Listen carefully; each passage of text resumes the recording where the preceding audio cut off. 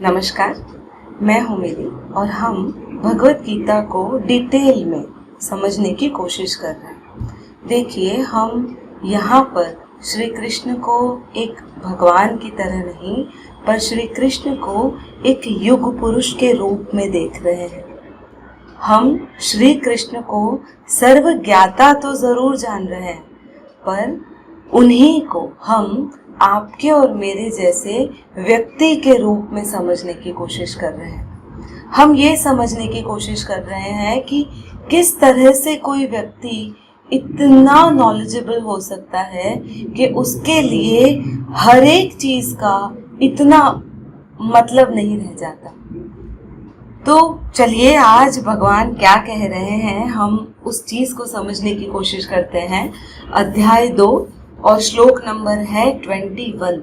थोड़ा मॉडेस्ट तरह से हम पढ़ाई कर रहे हैं उसे, और इसको मैं पढ़ाई इसीलिए कहती हूँ क्योंकि हमने भी बचपन से आज तक कुछ जो स्टैंडर्ड वैल्यूज हैं उसको स्टैंडर्ड लेकर फिर आगे उसको समझने की कोशिश की है।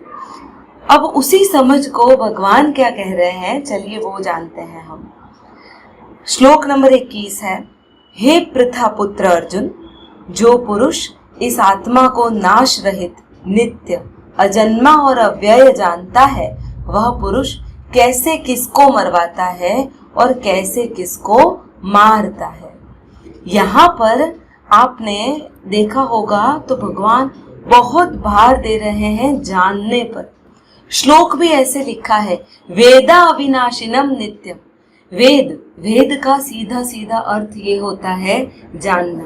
पर आप देखिए, हमने धर्मों के साथ क्या कर लिया है, किताबें उठा ली है और ये कहा है कि ये यही किताब है, यही हमारी पुस्तक है, आप इसको मान लीजिए। नहीं, भगवान यहाँ पर आपको कह रहे हैं, जानो। जो चीज जानने पर आपको पता चलेगी, मानने पर नहीं लगेगी। सीधी सी बात है। आप मान लेते हैं कि कोई चीज है, सिर्फ मानना, उसमें आपका अपना पोटेंशियल नहीं है, आपका जो एफर्ट है ना, वह एफर्ट नहीं है।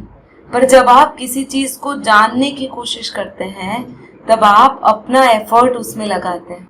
अगर हम साइंस को देखते हैं तो साइंस एक बहुत ज्यादा प्रैक्टिकल चीज है, और उसमें भी सबसे ज्यादा फन की अगर कोई चीज हो तो वो है इंजीनियरिंग। आपको कदम कदम पे वो फन मिलता है। पर फिर करना क्या शुरू हो गया इंजीनियरिंग में भी, फंडामेंट्स है, उसे मान लो। अरे नहीं होता ऐसे। मानने से आप किसी चीज का जो ग्रेस है उसे नहीं पा सकते हो। आपको हर एक चीज को खुद से जानना पड़ेगा कि कोई चीज कैसे, किस तरह से उस पोजीशन पर पहुंची है। अगर मैं छोटे छोटे एग्जाम्पल लूंगी तो मीराबाई ने आत्मज्ञान प्राप्त कर लिया था, उन्होंने कृष्ण को प्राप्त कर लिया था, और वे जब नाचती थी तब सिर्फ नृत्य बच जाता था और कुछ नहीं बचता था। अगर हम नरसिंह मेहता की बात करें तो नरसिंह मेहता ने केदार राग गाकर भगवान को पा लिया था। लोग कहते थे कि श्री कृष्ण ने उन्हें केदार राग दिया है, उन्हें गिफ्टेड था केदार राग, कि जब वो राग गाते थे तब उस राग के साथ, उस संगीत के साथ वे एक हो जाते थे। संगीत ही बचता था, नरसिंह मेहता गायब हो जाते थे वहां से। उसी तरह से जो कबीर है, वे जब कपड़े बुनते थे तब कहते थे, राम बुन रहा है राम के लिए। तो उनको उसी में अध्यात्म की प्राप्ति हो गई थी। ये क्या चीज थी जो उन्होंने जान ली और हम बाकी रह गए।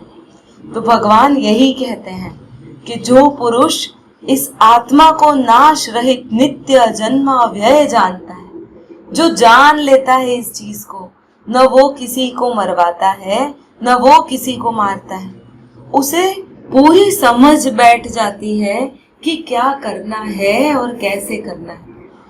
छोटा सा एग्जाम्पल अगर मैं लूं तो कोई बच्चा है और अभी घुटने से चल रहा है और आप उसको खड़ा कर दो तो वो खड़ा तो हो जाएगा, और हम उसे कहेंगे कि बेटा तू चल सकता है, तू चल सकता है, चल ले और थोड़ा सा चल सकता है, क्या वो चलेगा?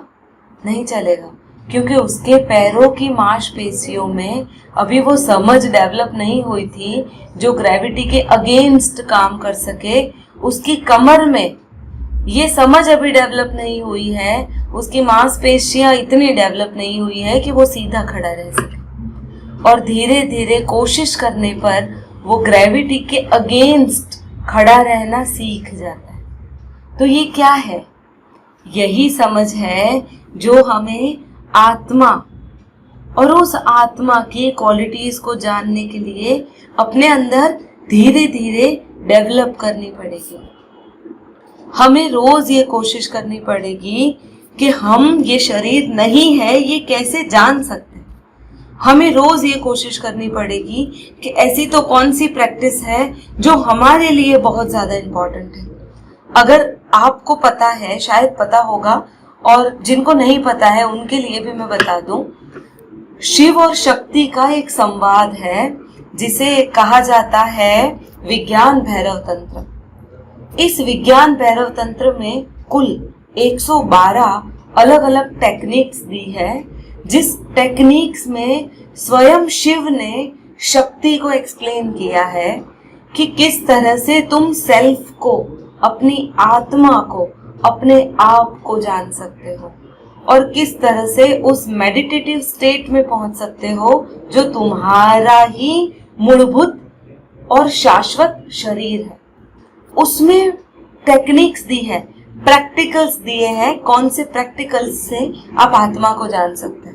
यहाँ पे श्री कृष्ण अर्जुन को थ्योरी दे रहे हैं, उसका रीजन है। थ्योरी क्यों दे रहे हैं? क्योंकि एक तो अर्जुन उनके पास तब सीखने नहीं आया था जब शांति से बैठे हैं।